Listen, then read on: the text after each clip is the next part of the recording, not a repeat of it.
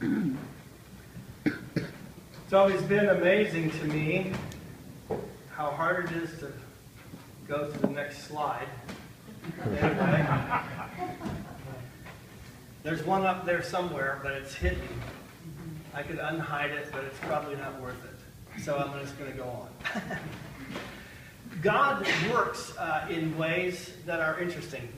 For example, everybody has heard that there are no two snowflakes alike, right? Can you prove that?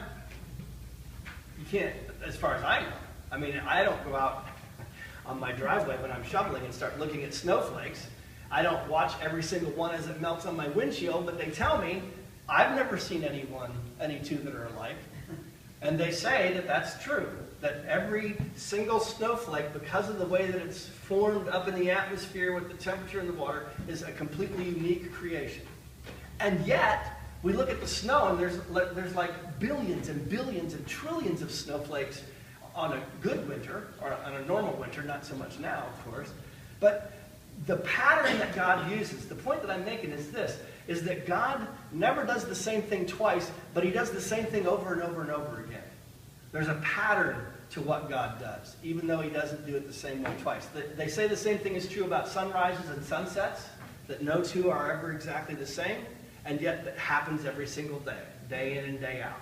What I'm thinking about with that is that in a couple of weeks, in 2 weeks to be exact, we're going to be commissioning the Stevens ministers that have been in training for these many months. Indeed, has it been years? It hasn't been years yet, but it's been several months longer than a year. And they've gone through 50 hours of training.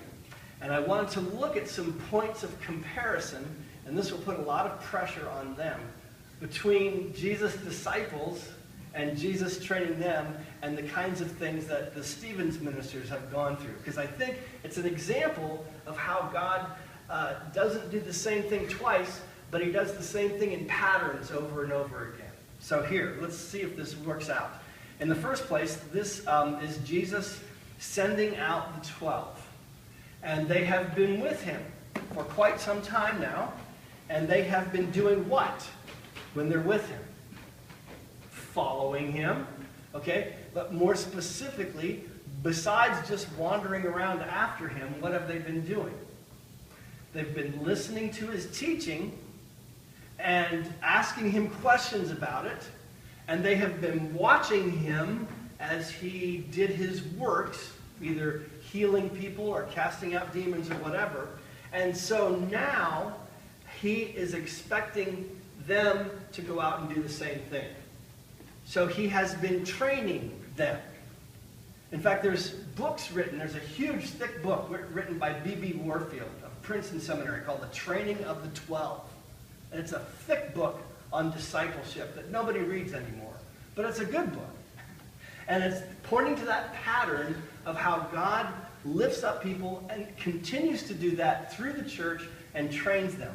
And so the point is, the Stevens ministers, the 8 of them, have given up a lot of time and a lot of energy and a lot of effort to be trained to do the Stevens ministry. And in 2 weeks, their training will not be over. I know that they're thinking, oh, darn.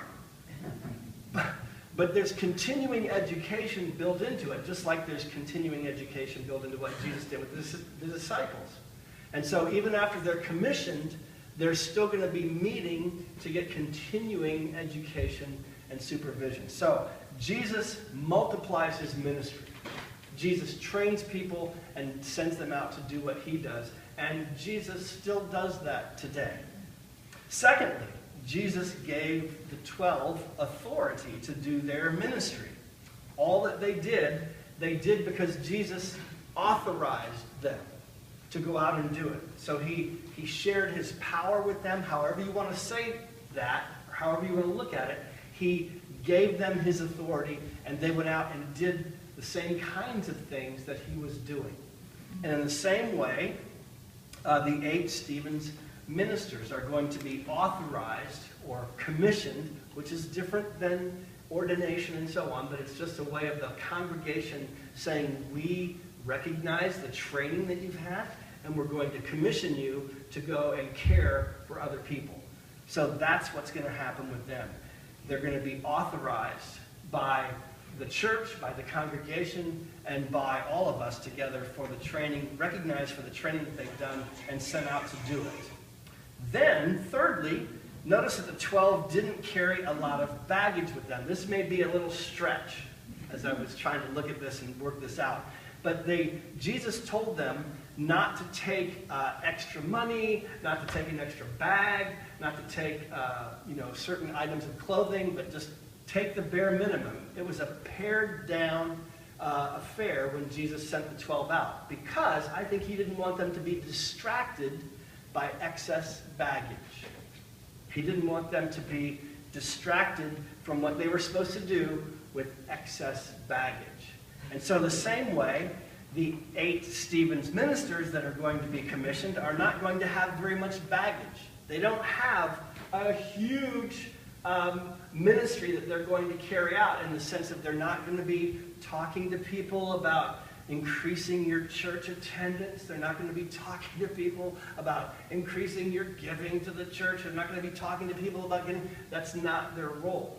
Their role is simply to care for other people the way that they have been trained to care for other people, in a very simple way. They don't have a lot of excess stuff that they're going to be doing. All right, then here's another comparison.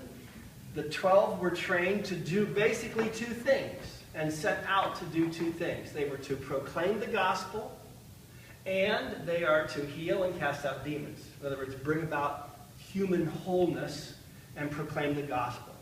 And in the same way, the Stephen's ministers really only have 2 things that they do, and that is they show God's care and compassion by listening and by being a source of encouragement and support, and, if asked, by prayer.